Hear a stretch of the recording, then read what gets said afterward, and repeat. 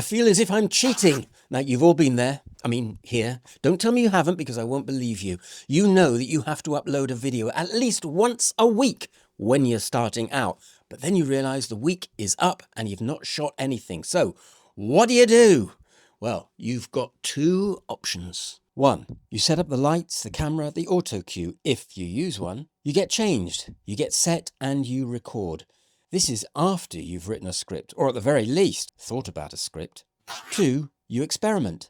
There's nothing wrong with experimenting. In fact, I suggest you must experiment when you're new to this, and maybe even after you've been doing it for a few years. And this is my experiment. I'm using natural light. Take a look at where I am. I'm sitting at the top of the stairs. There's no room. I've just got this freaking filing cabinet as my backdrop. Oh, and this picture, which is from a murder mystery I shot a few years ago. And I'm recording on my iPhone in cinematic mode. As for sound, I'm using this cheap Shure microphone, which is not in reality a microphone at all. It's a can of deodorant. Although I have stuck a Hollyland Lark M2 on the back. Pretty neat, huh? Sure do make microphones, by the way. And the fact that you have to record something, anything, makes me wonder how many videos that exist on this very platform are simply just, stocking fillers. Because you have to upload. You have to. Why do you have to? Well, I'll tell you why in just a minute, but you just do. And so you upload something, anything. There are probably millions of people who knock out a video simply because it's been a week since their last one. And they probably don't have anything important to say. Or maybe they do. And then doing something like this forces you to come up with something. And then there's the guilt. You're not prepared and you know that you should be. So you just do something. But we all know that a YouTube video shouldn't even really exist unless it brings some benefit to you, the viewers, or viewer. In my case, I still only have 5 subscribers. And one of them is me. 4 subscribers. So here's how I think this video can benefit you or us. This is the learning stuff. 1, as I've already told you, you have to upload. Now, don't take my word for this. Just yesterday, as I was thinking that perhaps I should knock this on the head this week, I get an email only from Ali Abdul. And look at this. After the small chat, he says, "Hey, Ian, he hopes I'm having a great week." And then he tells me he has a special announcement that I might be interested in. So I whiz down at the bottom of the email and he shows me how, rather than write a full script, which is the very thing I was thinking I had to do, he simply jots down a few notes so he can touch on these, speaking off the top of his head. But then, look what jumps out at me. After the hook, very important, you get into the video and look what is number 1 on this list. Nothing matters more than posting videos consistently. Nothing matters more than posting videos consistently. And this comes in just as I was thinking that I might miss a week. So there's your first lesson. Post videos consistently. And that's from Ali Abdul.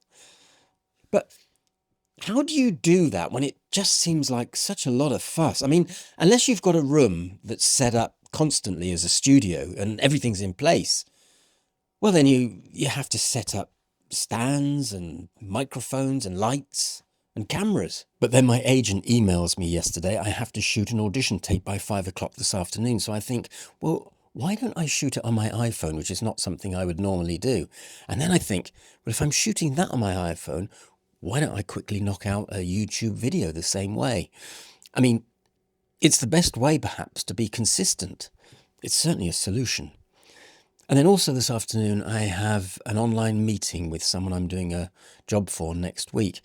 And I'm thinking, do I really want to fill my room with lighting stands and tripods and cameras and then sort of have to explain it? Well, no, I don't. There has to be a quicker way. And the solution, once again, is to shoot on the iPhone. I mean, I've got my Sony FX6 sitting right here, but let's experiment. So that's your second lesson, experiment with how to record. Now, to be honest, I was thinking about bringing out a couple of videos on this very subject. I went back to Mexico a couple of weeks ago and I took my DJI Osmo with me because I thought I could make a quick video whilst I'm away from home. Now, I'll bring that video out later in the month. But my learning from that and from this is that you should make sure you know how to use the equipment that's available to you to its best advantage. Learn what its strengths and weaknesses are. Now, to be honest, I'm not sure that I've actually done that just yet, but I am learning. Nor am I sure if that's actually your third lesson or just an extension of the second. So this is your next lesson. Make use of the cutaway. Now, I was going to do what Ali does. Why not? I was going to jot down a few notes and then just busk it. Now, that might work for you, but it doesn't work for me. I like to know exactly what it is I'm going to say, and so I script everything out. So, now what's the lesson here? Well, I suppose the lesson is that you must do whatever suits you best. Busk it or script it. But if you are going to script it, then you have to deliver it. And there are several ways that you can do that. The first, as I've talked about in an earlier video, is to use an auto cue. And that way you just read it. And the second is to learn it, learn the entire script. Now, that's possible, but as an actor, believe you me, it takes a lot of fuss to learn all of it and deliver it in one take. So the compromise, as I've just demonstrated, is to learn short extracts of it. What a mate of mine calls chunks. What do you mean by chunks? I mean this. I'm demonstrating it now. You don't have to record everything in one take.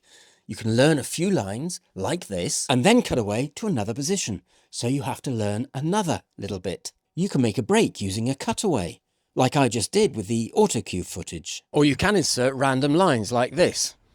I only have to learn this little bit before I cut back to here.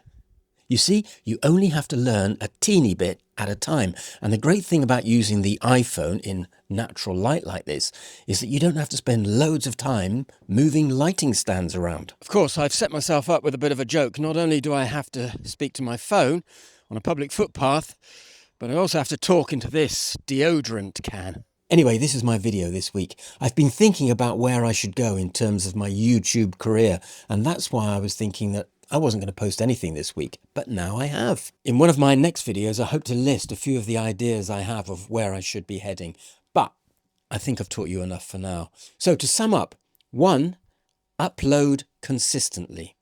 2, experiment with the how. 3, know how to get the most out of your cameras and deodorants. And 4, learn how to chunk your videos with B-roll or cutaways, or simply using a different angle. Oh, hang on, there's one more tip that Ali mentioned in his email, and this is an opportunity to cut away.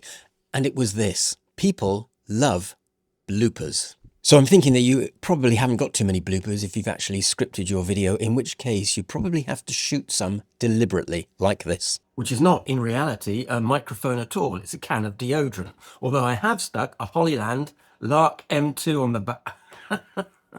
Oh no, I haven't.